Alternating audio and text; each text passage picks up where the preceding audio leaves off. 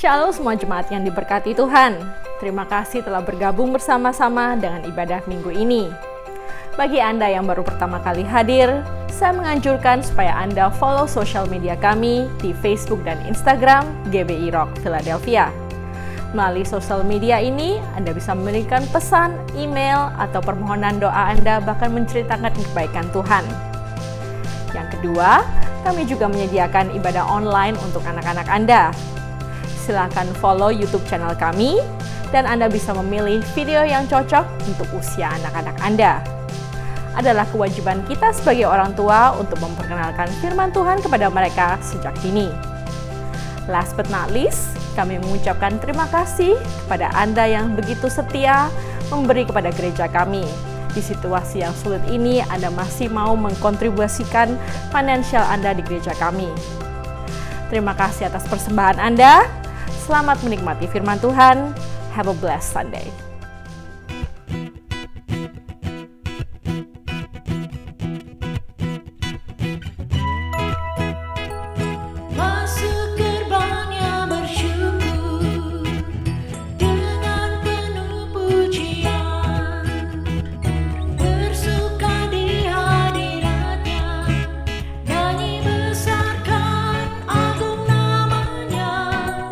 Puji dia untuk belas sangkakala.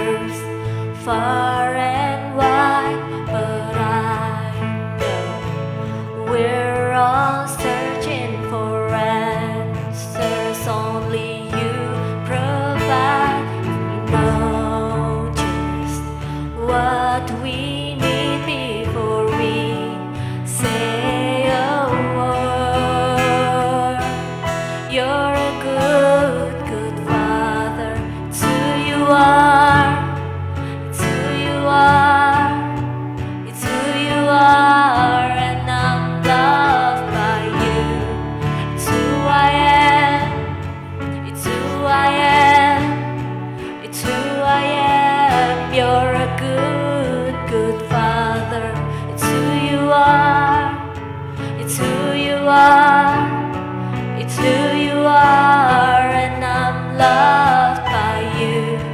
It's who I am, it's who I am, it's who I am. 'Cause you're perfect in all of your ways. You are perfect in all of your ways. You are perfect in all of your ways. You are. You are perfect in all of your ways. You are perfect in all of your ways. You are perfect in all of your ways to us. You're a good, good Father. It's who you are. It's who you are. It's who you are, and I'm loved by you. It's who I am. It's who I am. It's who I am. You're a good, good Father. It's who you are. It's who you are. It's who you are, and I'm loved by you. It's who I am. It's who I am. It's who I am. 'Cause you're perfect in all of your ways. You are perfect in all of your ways. You are perfect in all of your ways to us. Oh, you are perfect in all of your ways. You are perfect in all of your ways. You are perfect in all of your ways to us. You're a good, good Father.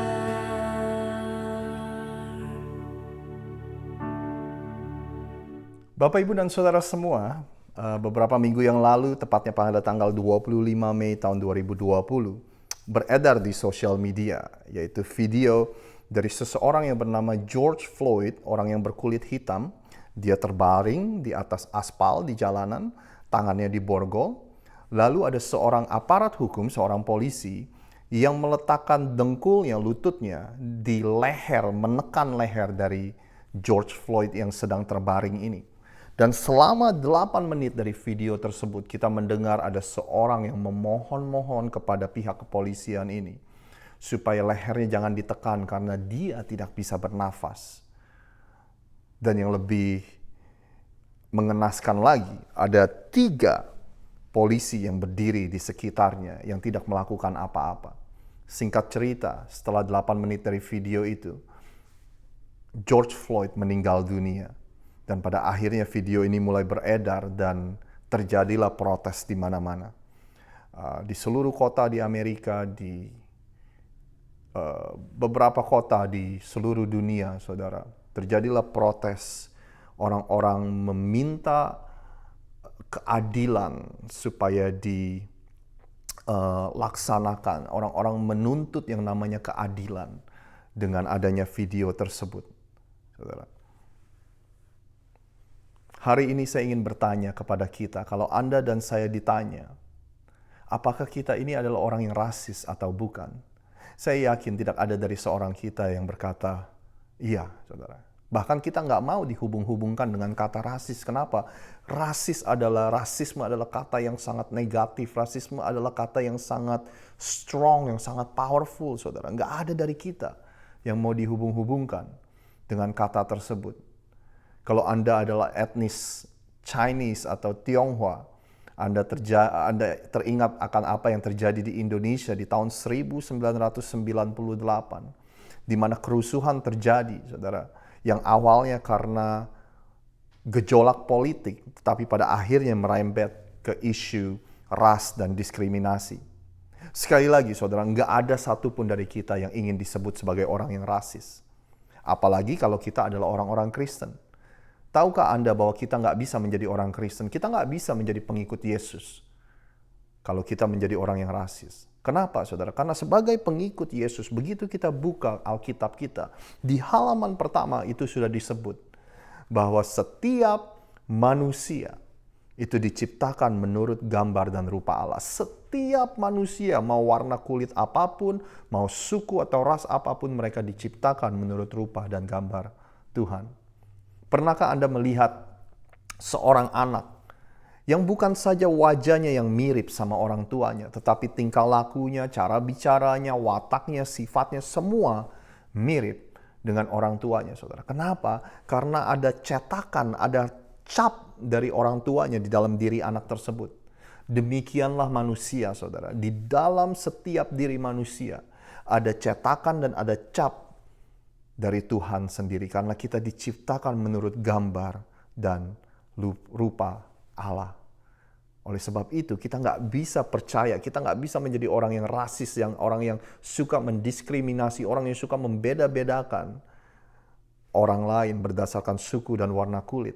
Dan kita juga di saat bersamaan nggak bisa menyebut diri kita orang Kristen kalau kita menjadi orang yang suka membeda-bedakan. Karena semua dari manusia diciptakan menurut gambar dan rupa Tuhan. Berikutnya, bukti berikutnya, saudara, kita nggak bisa jadi orang Kristen dan menjadi orang yang rasis di saat yang bersamaan. Kenapa? Karena suatu hari nanti kitab Wahyu berkata bahwa semua manusia, umat manusia, berbagai suku, bangsa, dan bahasa, kita semua akan berkumpul di dalam surga dan menyembah Tuhan. Bagaimana kita bisa menjadi orang yang rasis dan suatu hari nanti di surga kita akan berkumpul dengan orang-orang yang berbeda dengan kita, saudara. Hari ini, pesan firman Tuhan yang saya ingin sampaikan kepada kita semua adalah ini: be part of the solution. Menjadi bagian dari solusi, saudara. Jangan sampai kita menjadi bagian dari sebuah permasalahan. Jangan kita hanya diam dan tidak melakukan apa-apa, terutama dalam isu ras dan diskriminasi. Tapi kita harus menjadi bagian dari solusi. Dan setiap kita, sekecil apapun, kita harus mengambil bagian untuk menjadi solusi dari masalah diskriminasi dan rasisme ini. Ada seorang yang bernama Pastor Miles McPherson. Pastor Miles ini menulis sebuah buku yang berjudul The Third Option, pilihan yang ketiga, saudara. Di dalam buku itu dia menjelaskan bahwa dunia kita yang kita hidupi sekarang ini, dunia kita mencoba untuk membuat kita memilih pihak ada di mana kita berada, saudara. Contohnya, saudara, kamu ini pendukung Presiden Trump atau kamu bukan pendukungnya. Kalau kamu bukan pendukung, berarti kamu lawannya, saudara. Us versus them. Kita versus mereka, saudara. Jadi kita selalu dituntut untuk memilih pihak di mana kita berdiri. Ya kan, kamu ada di sisi polisi atau kamu lawannya polisi. Kamu adalah Republikan atau kamu adalah Demokrat. Kamu pendukung dia atau kamu lawannya dia. Kalau kamu pendukung dia, berarti kamu berlawanan dengan saya. Itulah dunia dan kebudayaan yang kita hidupi hari-hari ini. Makanya terjadi begitu banyak perpecahan, ada begitu banyak pertentangan. Dan Pastor Miles McPherson itu bilang, pilihannya itu bukan cuma dua, bukan cuma antara kita lawan mereka, bukan. Tapi ada pilihan yang ketiga. Pilihan yang ketiga itu diambil dari konsep yang ada di Alkitab. Dari mana? Saya akan jelaskan, saudara. Seperti yang Anda tahu, Tuhan memakai seseorang yang bernama Musa untuk membebaskan umatnya, bangsa Israel, dari perbudakan selama 400 tahun di tanah Mesir. Tuhan bilang sama Musa, kamu pimpin orang-orang Israel keluar dari Mesir, dan aku sudah menyediakan tempat, kata Tuhan, kepada Musa, yaitu tempat yang disebut dengan tanah perjanjian. Sayangnya sebelum mereka sampai ke dalam ke tanah perjanjian tersebut, Musa sudah meninggal terlebih dahulu. Akhirnya posisi kepemimpinan Musa digantikan oleh seseorang yang bernama Yosua. Dan sebelum mereka bisa sampai di tanah perjanjian tersebut, ada begitu banyak lawan oposisi yang harus mereka hadapi. Suatu hari, ini yang terjadi kepada Yosua. Saya akan bacakan kepada Anda ceritanya. Ini diambil dari kitab Yosua, pasal yang ke-5, ayat ke-13, 14, dan 15. Saya memakai bahasa Indonesia masa kini, saudara. Yosua 5 pasal 13 berkata, pada suatu waktu Yosua berada di dekat Yeriko. Tiba-tiba ia melihat seorang laki-laki berdiri di depannya dengan pedang terhunus. Yosua mendekati orang itu dan bertanya, engkau ini kawan atau lawan? Engkau ini kawan atau lawan? Kamu kawan apa lawan? Kamu sama aku atau sama mereka? Kamu ada di pihak aku atau di pihak mereka? Lalu jawab orang ini, bukan kawan dan juga bukan lawan. Jawab orang itu, aku datang ke sini sebagai panglima tentara Tuhan. Mendengar itu Yosua segera sujud menyembah orang itu. Yosua berkata, saya ini hamba Tuhan, apa yang dapat saya lakukan untuk Tuhan? Ternyata saudara, Yosua tahu bahwa ini adalah malaikat Tuhan. Ini adalah malaikat yang Tuhan kirim sebagai panglima tentara Tuhan. Makanya Yosua bersujud di hadapan orang ini dan berkata, apa yang saya bisa lakukan? Panglima tentara Tuhan itu menjawab, buka sepatumu. Tanah tempat kau berdiri itu adalah tanah suci. Maka Yosua membuka sepatunya. Yosua bertanya gini sama malaikat, kamu ada di pihak mana? Di pihak aku apa di pihak lawan? Malaikat ini berkata, panglima tentara Tuhan ini berkata, no. Kamu yang harus datang ke pihak aku. Kamu yang harus beradaptasi dengan aku, saudara. Inilah konsep dari pilihan yang ketiga, third option. Di mana bukan kita yang berkata kepada Tuhan, Tuhan, kamu pilih siapa? Pilih aku atau pilih dia? Tuhan, kamu ada di pihak mana? Di pihak aku apa di pihak dia? Bukan Tuhan yang disuruh memilih, saudara. Tapi kitalah yang harus berdiri di pihaknya Tuhan. Kitalah yang harus beradaptasi dengan peraturannya Tuhan, dengan firman-Nya Tuhan. Bayangkan saudara, kalau semua orang di dunia ini melakukan itu, kita semua memikirkan apa yang firman Tuhan katakan. Perhatikan baik-baik saudara, yang paling berbahaya di dalam dunia ini, kalau semua orang berkata bahwa aku mempunyai kebenaranku sendiri. Yang paling berbahaya di dunia ini, kalau orang berkata, apa yang saya anggap benar, itulah kebenaran. Apa yang saya anggap benar, itulah kebenaran. Itu adalah hal yang paling berbahaya. Ketika seorang polisi menciptakan kebenarannya sendiri, dia akan berkata bahwa saya nggak merasa bersalah untuk menaruh seseorang di lutut saya, walaupun dia memohon-mohon nggak bisa bernafas, walaupun dia memohon-mohon dia udah mau mati. Tapi karena saya anggap ini adalah benar, maka saya akan lakukan. Dan akhirnya merenggut nyawa seseorang. Ya kan? Bayangkan ketika orang menciptakan kebenarannya sendiri, mereka berkata bahwa saya berhak untuk membakar dan merusak gedung. Karena inilah yang saya anggap benar, dan apa yang saya anggap benar itulah yang menjadi kebenaran. Berbahaya sekali, saudara. Ya kan? Jadi sekali lagi, bukan kita yang meminta Tuhan untuk ada di pihak kita, tetapi kitalah yang harus berdiri di pihaknya Tuhan. Anda masih bersama dengan saya? Ya, kalau Anda menonton dengan seseorang, disikut sedikit, saudara, katakan jangan ngantuk. Ya, hari ini saya ingin mengajak Anda semua, saudara, untuk memikirkan, kalau ada di antara kita yang masih suka menggunakan kata-kata yang berbau rasis, masih suka mempunyai pikiran yang rasis, saudara. Ingatlah sekali lagi bahwa kita nggak bisa menjadi pengikut Yesus kalau kita masih mempunyai pikiran-pikiran seperti itu. Kita nggak bisa menjadi pengikut Yesus kalau kita masih suka menggunakan kata-kata seperti itu, saudara, yang membeda-bedakan seseorang berdasarkan warna kulit, ras, dan suku, dan sebagainya. Hari ini saya ingin membagikan sesuatu yang praktis. Bagaimana kita bisa menjadi bagian dari solusi dari permasalahan ini. Apa yang kita bisa lakukan mulai hari ini, saudara. Setelah Anda mendengar ini, Anda bisa langsung melakukannya. Itulah seberapa praktisnya yang akan saya ingin bagikan kepada Anda. Semua dari kita bisa melakukan ini. Apa hal-hal yang kita bisa mulai lakukan? Yang pertama, hanya 2 yang saya ingin bagikan kepada Anda hari ini. Akuilah, kita harus mengaku, saudara, bahwa semua kita mempunyai yang namanya blind spot. Anda mau tahu apa blind spot? sisi buta, saudara, bahasa Indonesianya, yaitu sisi dari diri kita yang kita nggak sadari. Sisi dari diri kita yang kita nggak sadari. Semua dari kita punya, termasuk saya, termasuk semua orang, saudara. Ada sesuatu di dalam diri kita yang kita nggak bisa lihat. Buat Anda yang suka nyupir mobil, ini adalah istilah yang sering digunakan. Saya akan tampilkan fotonya di screen Anda. Ketika Anda nyupir mobil di jalan, saudara, ada istilah yang berkata seperti ini, hati-hati dengan blind spot.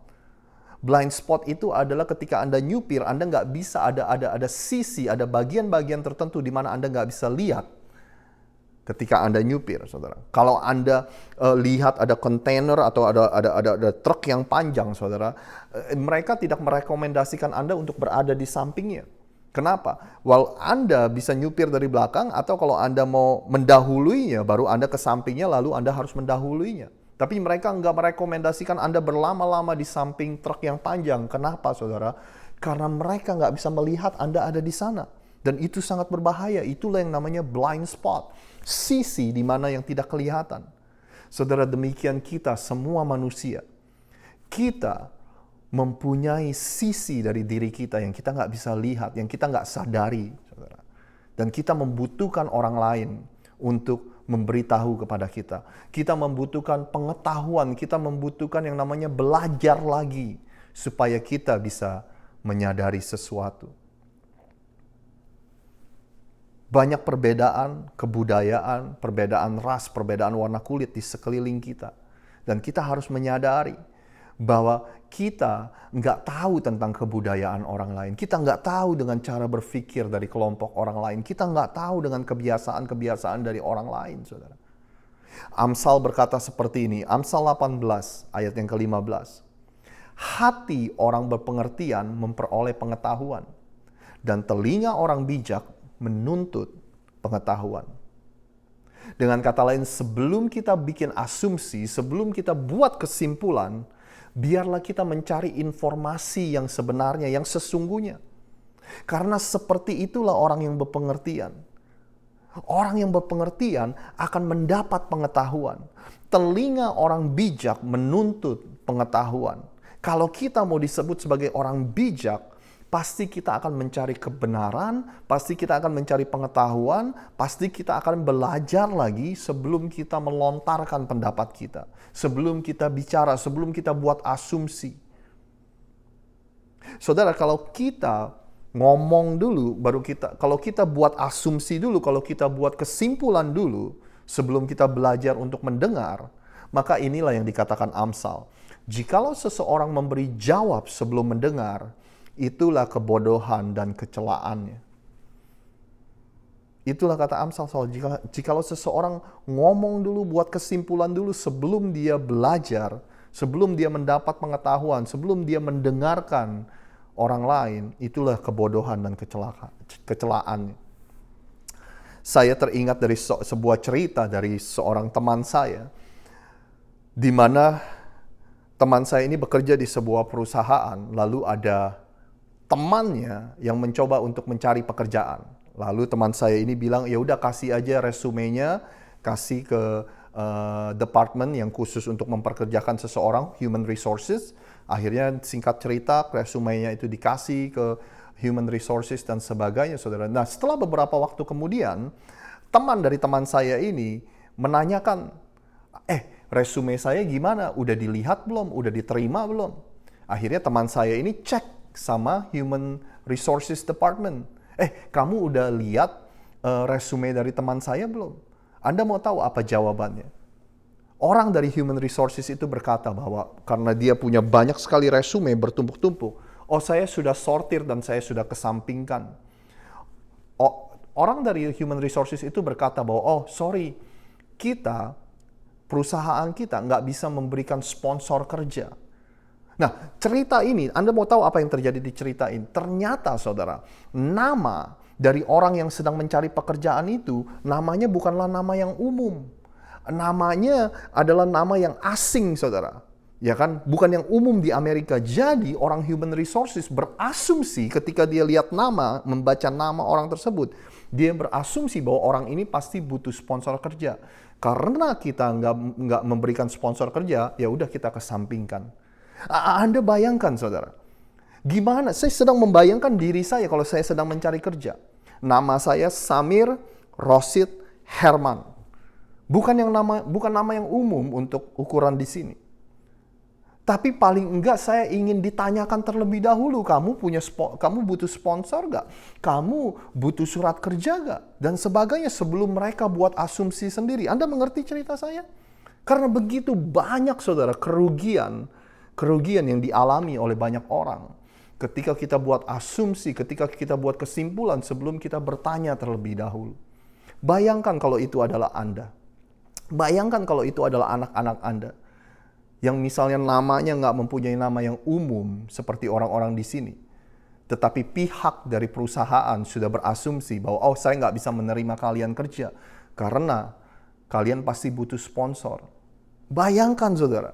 Ya kan? Yang kita mau adalah kamu bertanya dulu terlebih dahulu. Kamu mencari tahu dulu terlebih dahulu sebelum kamu buat kesimpulan. Itulah yang saya maksud, saudara. Ketika kita menyimpulkan sesuatu tanpa mempelajari terlebih dahulu, ada begitu banyak orang yang dirugikan. Demikian juga ketika kita membahas soal isu ras dan diskriminasi. Ketika kita melihat orang yang berbeda dari kita, warna kulit yang berbeda dari kita, saudara, apa yang kita lakukan? Apakah kita mau belajar tentang mereka, atau kita akan membuat kesimpulan dan asumsi sebelum kita mendengar penjelasan mereka? Oleh sebab itu yang pertama yang kita bisa lakukan mulai hari ini, mengakulah dan akuilah bahwa Anda, saya, semua dari kita mempunyai yang namanya blind spot. Kita nggak bisa mengerti semua tentang kebudayaan yang ada. Kita nggak bisa mengerti dari orang-orang yang berada di kelompok yang berbeda. Oleh sebab itu kita harus mencari, kita harus belajar mendengarkan.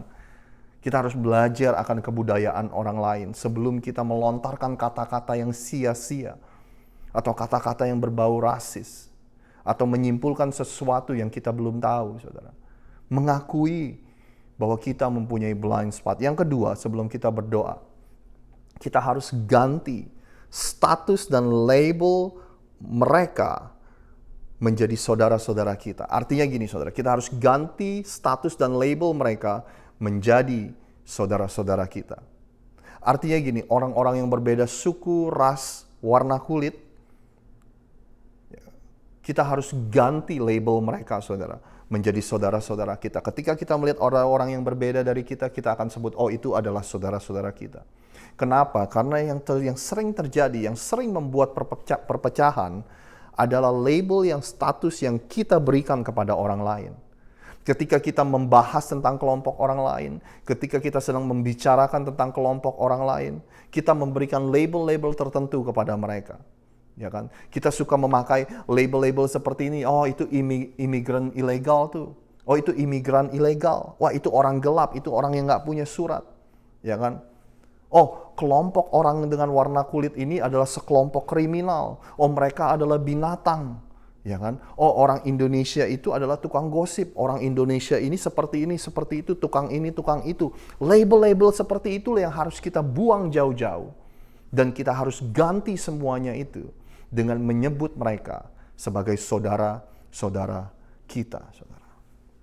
Label-label itulah adalah faktor kenapa banyak terjadi perpecahan dan isu ras dan diskriminasi. Suatu hari ada seorang ahli agama bertanya kepada Yesus, "Yesus, apa sih hukum yang terutama? Apa sih hukum yang terutama?" Lalu Yesus berkata, "Kasihilah Tuhan Allahmu dengan segenap hatimu, dan dengan segenap jiwamu, dan dengan segenap kekuatanmu, dan dengan segenap akal budimu, dan kasihilah sesamamu manusia seperti dirimu sendiri." Apa hukum yang terutama? Yesus bilang, kasihilah Tuhan dan kasihilah sesama manusia. Saudara, ini bukanlah soal urutan, saudara. Yesus nggak bilang gini, urutan nomor 1 adalah kasihi Tuhan, nomor 2 adalah kasihi manusia. Yesus nggak bilang gini, saudara, ini adalah satu hukum, semuanya terkonek, semuanya terkait. Antara mengasihi Tuhan dan mengasihi sesama itu adalah satu hukum. Ya kan? Yang Yesus maksud adalah gini, kalau hubungan kita dengan Tuhan benar, seharusnya kita akan melihat hasil. Apa hasilnya? Hasilnya adalah kita akan lebih bisa mengasihi sesama kita. Kalau kita bilang kita mengasihi Tuhan, tapi kita nggak mengasihi sesama, pasti ada yang salah dengan cara kita melihat hubungan kita dengan Tuhan. Itulah yang Yesus maksud, saudara. Ya kan? Yesus bilang gini, kita nggak bisa bilang bahwa hubungan kita baik, tapi kita nggak mengasihi orang lain, saudara. Yesus bilang gini, kita nggak bisa berkata, saya hanya mau melakukan apa yang vertikal antara saya sama Tuhan, itu vertikal. Tapi yang horizontal, antara saya dan manusia, saya tidak hiraukan, saya tidak peduli. Nggak bisa begitu, saudara. Karena hasil dari hubungan kita dengan Tuhan yang benar, itu akan menghasilkan hubungan yang baik dengan sesama, saudara. Kedewasaan dari kekristenan kita, bukan seberapa banyak kita hafal Alkitab, bukan seberapa sering kita berdoa, bukan seberapa sering kita ke gereja. Kedewasaan di dalam kekristenan, itu diukur dari seberapa mampu kita mengasihi orang lain. Termasuk orang-orang yang tidak mengasihi kita, termasuk orang-orang yang sudah menyakiti kita, termasuk orang-orang yang berbeda dengan warna kulit dengan kita, saudara. Kemampuan kita untuk mengasihi orang-orang di sekeliling kita, itulah ukuran kedewasaan dari kekristenan. Lalu, saudara, ahli agama ini berkata, oke, hukum yang terutama adalah mengasihi Tuhan dan mengasihi sesama. Pertanyaan berikutnya yang ditanyakan oleh ahli agama ini kepada Yesus adalah, dan siapakah sesamaku manusia? Yesus, kan hukumnya mengasihi Tuhan dan mengasihi sesama manusia. Nah, sesama manusia itu siapa? Anda mau tahu kenapa ahli agama itu bertanya? Jadi siapa sesama manusia itu? Dia bertanya karena ahli agama ini ingin memilih. Dia ingin memilih orang-orang yang dia mau kasihi, saudara. Bukankah kita sering melakukan itu? Termasuk saya, saudara. Kita memilih-milih orang yang kita mau kasihi. Sedangkan Yesus bilang hukum yang terutama adalah mengasihi semua orang. Mengasihi Tuhan dan mengasihi semua orang seperti engkau mengasihi dirimu sendiri. Termasuk orang-orang yang berbeda. Saya ingin akhiri dengan ini. Tahukah Anda bahwa tujuan kita yang sebenarnya ketika semua ini terjadi dalam 2 minggu terakhir ini, saudara, tujuan utama kita bukanlah hanya menjadi orang yang tidak rasis. Bukan, saudara. Tapi tujuan yang paling utama kita adalah kita harus menentang yang namanya rasisme. Kita harus melawan, kita harus membela saudara-saudara kita yang mengalami ketidakadilan karena isu rasisme. Jadi nggak cukup buat kita hanya untuk menjadi orang yang tidak rasis saja, saudara. Tapi kita juga harus menentang dan melakukan sesuatu. Saya kasih contoh kepada Anda semua. Kalau Anda melihat di depan mata Anda terjadi penyelundupan anak-anak di bawah umur yang akan dijadikan pekerja seks misalnya. Dan itu terjadi di depan mata Anda. Dan Anda melihat itu, apa yang akan Anda lakukan? Anda nggak bisa bilang, yang penting saya nggak ikut-ikutan, ya udah. Yang penting saya nggak melakukan, ya udah. Tapi Anda harus menentangnya, Anda harus melakukan sesuatu. Bukankah Anda setuju? Anda harus menentang perbuatan itu. Demikian sekali lagi, saudara, soal rasisme ini. Tidak cukup buat Anda dan saya berkata, oh yang penting saya nggak rasis. Tapi Anda dan saya harus menentangnya. Kalau ada orang-orang yang menggunakan kata-kata rasis, Anda harus mengatakan sesuatu. Kalau Anda dan saya punya anak-anak di rumah, kita harus mengajarkan mereka bahwa rasisme adalah perbuatan iblis. Tuhan sangat menentang yang namanya rasisme. Billy Graham berkata, saudara, rasisme adalah dosa yang terbesar yang diperbuat oleh manusia. Kenapa? Karena ketika kita melakukan tindakan rasisme, kita sedang melanggar hukum yang paling mendasar, yaitu kita sedang melanggar ciptaan Tuhan. Kita sedang memandang rendah seseorang yang diciptakan menurut gambar dan rupa Tuhan. Mulai hari ini yang Anda bisa lakukan, kita sama-sama mengaku bahwa Ada sisi-sisi yang kita tidak mengerti. Kita mempunyai blind spot, ada hal-hal dalam diri kita yang kita nggak sadari. Oleh sebab itu kita harus belajar lebih banyak, mendengar lebih banyak sebelum berbicara. Kita harus belajar memperoleh pengetahuan sebelum kita membuat asumsi. Yang kedua adalah kita harus menggantikan label-label mereka, status-status mereka. Mereka ini bukan orang yang berbeda dengan kita, tetapi mereka adalah saudara-saudara kita. Mari saya ingin mengajak Anda semua untuk berdoa bersama-sama. Bapa yang ada di surga, pada hari ini Tuhan, kami mengakui, ampunilah kami Tuhan, kalau selama ini kami pernah menggunakan kata-kata rasisme, kami pernah mempunyai pikiran-pikiran dan bahkan perbuatan-perbuatan yang membeda-bedakan orang berdasarkan warna kulit, ras, dan suku, dan agama. Ampunilah kami Tuhan. Hari ini kami percaya, hari ini kami belajar juga bahwa setiap dari kami diciptakan menurut gambar dan rupa Allah. Hari ini kami juga belajar bahwa rasisme adalah dosa yang terbesar yang bisa dilakukan oleh umat manusia. Kami tahu rasisme itu bukan berasal dari Tuhan, melainkan perbuatan iblis. Hari ini kami bertobat, dan kami percaya Tuhan ini harus dimulai dengan seorang pemimpin, harus dimulai dari hamba-Mu sendiri Tuhan. Pada hari ini hamba-Mu bertobat Tuhan, dan ampunilah segala kesalahan hamba-Mu ini. Pakailah kehidupan hamba-Mu ini supaya hamba-Mu bisa menjadi alat kemuliaan, terang, dan berkat bagi gereja-gereja dimanapun mereka berada. Pakai hamba-Mu ini Tuhan untuk hamba-Mu bisa memberikan edukasi dan pengetahuan tentang isu-isu rasisme dan diskriminasi ini. Sehingga gereja-Mu akan semakin diperlengkapi. Ampuni setiap kami Tuhan, terima kasih atas firman-Mu. Biar berkat-Mu yang terbaik tercurah atas kami semua, segala sesuatu yang baik yang berasal dari Tuhan tercurah untuk kami. Hanya di dalam nama Tuhan Yesus kami berdoa. Sama-sama kita katakan, amin, amin. Tuhan Yesus memberkati Anda semua. Senang Anda bisa bergabung bersama dengan kami pada pagi hari ini. Have a great week. God bless you. Bye.